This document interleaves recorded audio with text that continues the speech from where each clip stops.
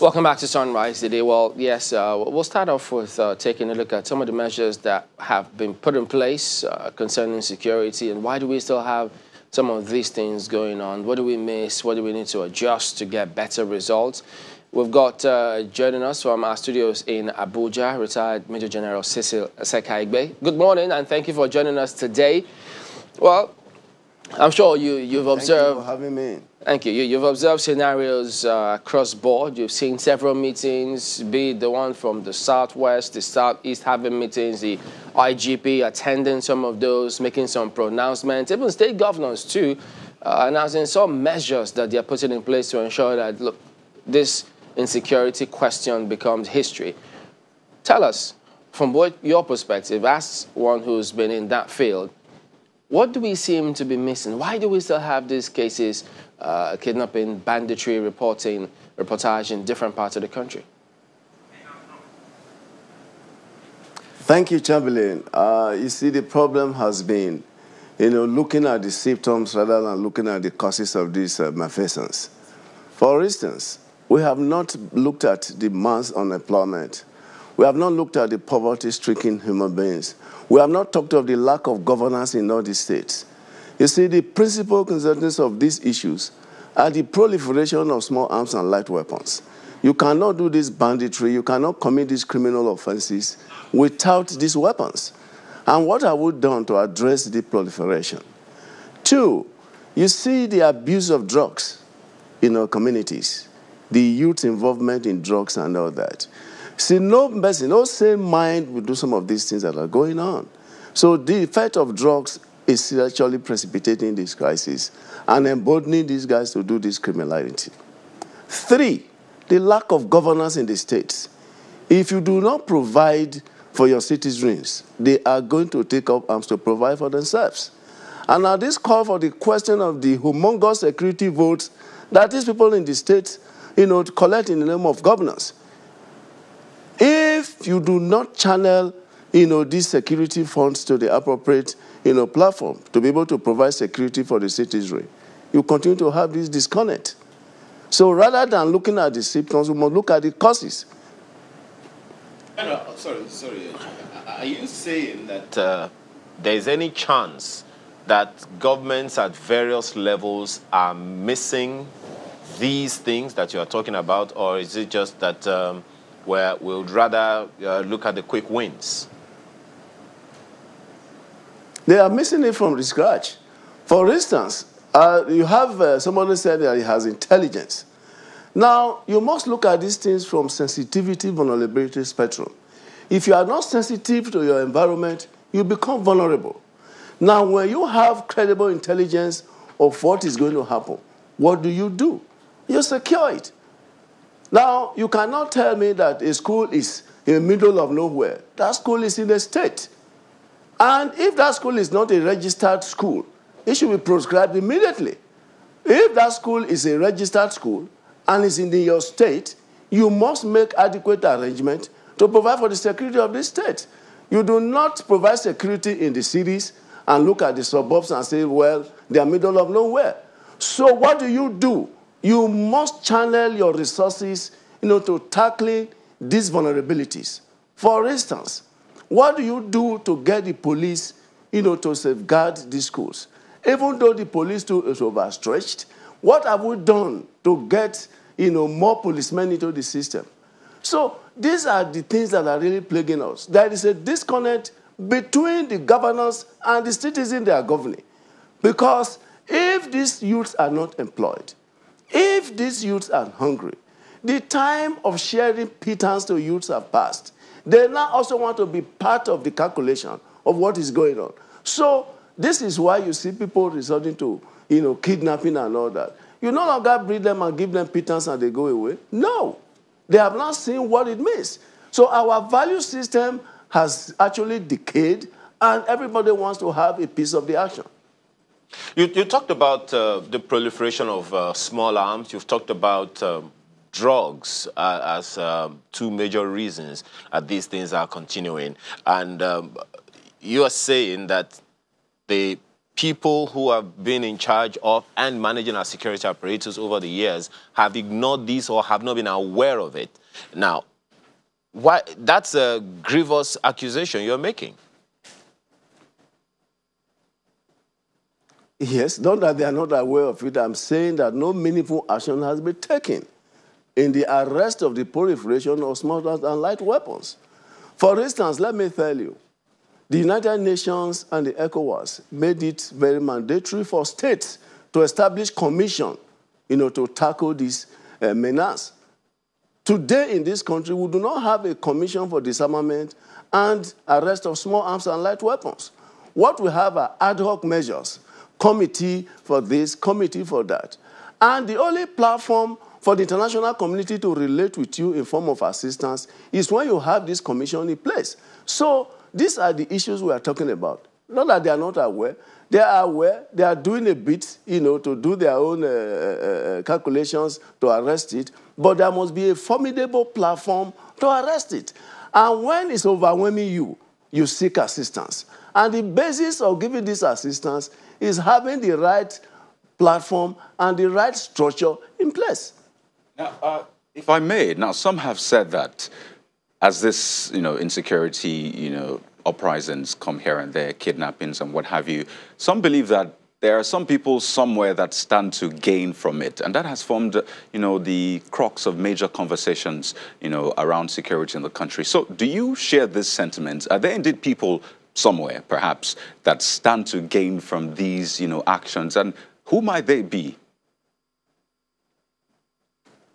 For instance, these youths, most of these perpetrators of the criminal these things were patronized by some of these politicians. So they used them, to secure victories in the elections by crook or by hook. When they finish the elections, they are left alone. So what of the weapons that were procured for them to do all these things? They are in their hands. So it's now to your turn to Israel. So everybody now to come back to look at how they were able to provide for themselves. Now, two, let us also look at the situation where the cost is higher than the benefit of a criminal act. This is actually the fundamental principle of addressing a crime. When the cost outweighs the benefit, then there is need for caution. That is why those days the penalty for armed robbery is death. Now, if you know... Sir, do you mean when the benefit outweighs the cost? One moment. Do you mean when the benefit outweighs the cost or when the cost outweighs the benefit? When the cost outweighs the benefit. If the cost of committing a crime outweighs the benefit of committing that crime, you are halfway in arresting that criminal act. All right. But if the benefit of that crime, because they committed and freely they are not arrested, even the ones that are arrested, you don't know, how the arrest has ended. You don't know whether the political masters have secured their release. So that means the benefit outweighs the cost. So it will continue to go on. But when the cost outweighs the benefit, it's a fundamental principle of addressing the crime. So as it stands right now, are you saying that in Nigeria, the benefit outweighs the cost, or is it the cost that outweighs the benefit? The benefit outweighs the cost. Because now let's look at some very flashpoints where some people have been arrested. Did you ever hear about what happened to those people that have been arrested? What of the criminal justice administration system? Is it along with best practices? So these are the benefits that go in favor of the criminals. If somebody commits a crime, that person is arrested, he's prosecuted, and he gets justice for the crime that he has committed. I mean, those who are planning to commit those kind of crimes will think twice. For instance, if you know that the penalty for kidnapping is death, you must think twice before you go into it.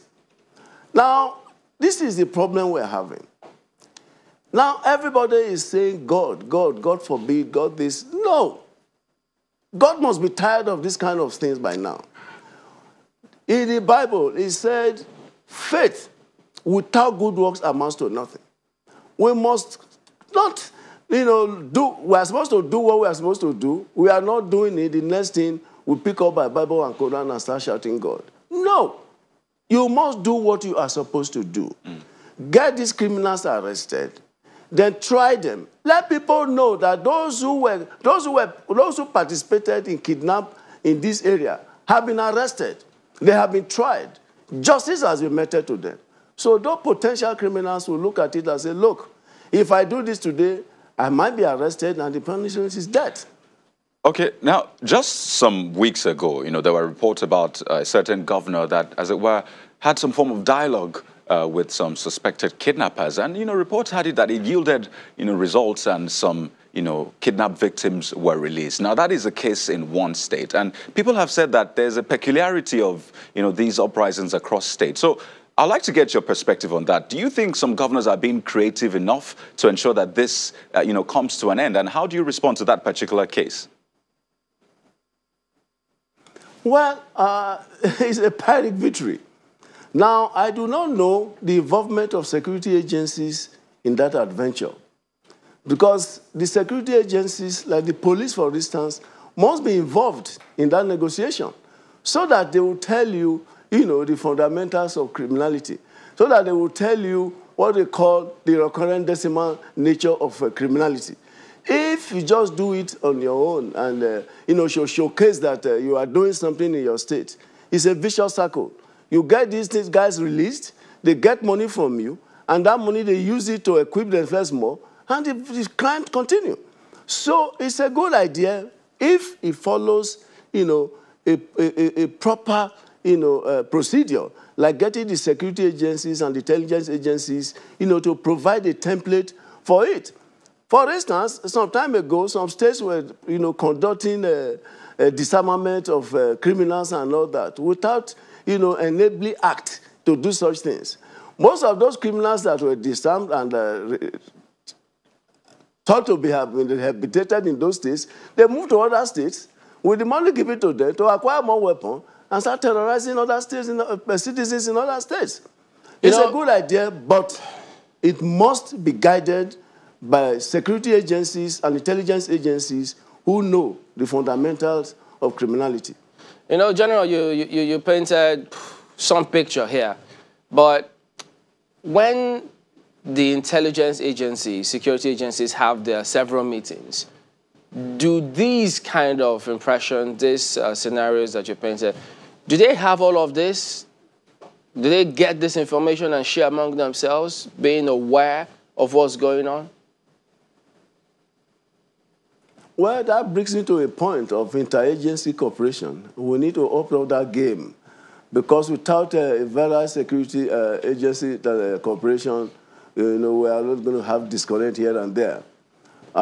If they up their game in interagency cooperation, there is, a platform, to rub mind and share intelligence. And when these all are putting together, they are able to advise, their principals, whether governors, president, or local government chairman, that this is the way to go.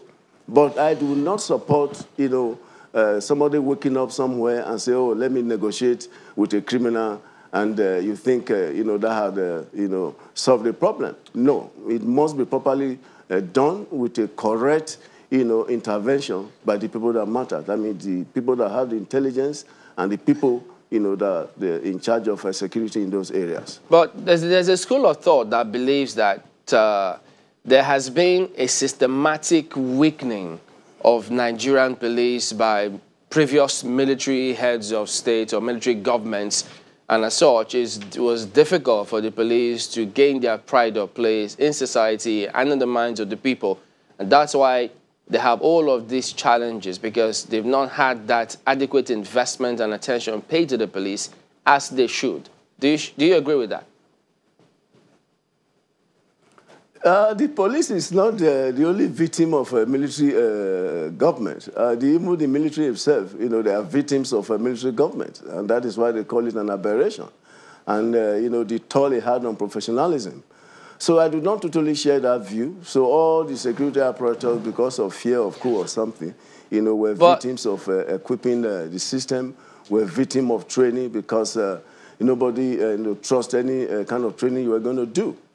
But Yeah. yet it is. But if you say that police needs to be funded. If you say the police is not the only victim, it suggests that you share that view to some extent. Is that what you're saying? No, to some extent, yes, I share the view. But what I'm telling you is that the police needs to be trained. The police need equipment.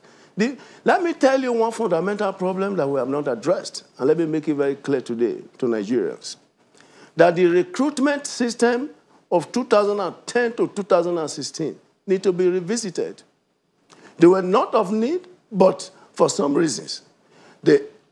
If you look at some of the crimes that are happening today and the perpetrator of these crimes in uniform, that shows you, there was a big problem in the recruitment process. So if you do not vet these people that you are being recruited into the police or the army or the navy or the air force, you are going to have this cooperation with criminals that has seemed to be very, very, prominent now in our security calculations. When you talk of kidnapping, you talk of people, abetting and aiding the kidnapping, of security agencies and all that. We must revisit our recruitment system. And I put it on record that the recruitment between 2010 and 2016 was not the best in all the security agencies. So they need to revisit them. Yeah, but pardon me to jump in, General. Found their way into the system. Is it about recruitment? Because if you recruit into a structure that is deficient, what kind of results are we going to get? Well, you can even see in one of the headlines that there is bickering in the recruitment of men into the police by the police authority and the police service commission. And that calls into question what they call lack of policies. Now, if the police service commission, who is supposed to provide policy for the police to operate, wants to physically take part in the recruitment of men, if they want to physically take part in the promotion of their men, the Inspector General of Police, who knows his rank and file, what kind of control will he now have in that recruitment system? So, if you do not allow, a clear divide between who is the practitioner or who provides the policy for us to work, there's going to be bound to be conflict. So, if you recruit criminals into the system, there's a filtration system. How do you filter them? By the way they conduct themselves. And this brings us back again to criminal justice administration. When an element, for instance, a policeman commits what they call, a runaway gun system, like they call it accidental discharge.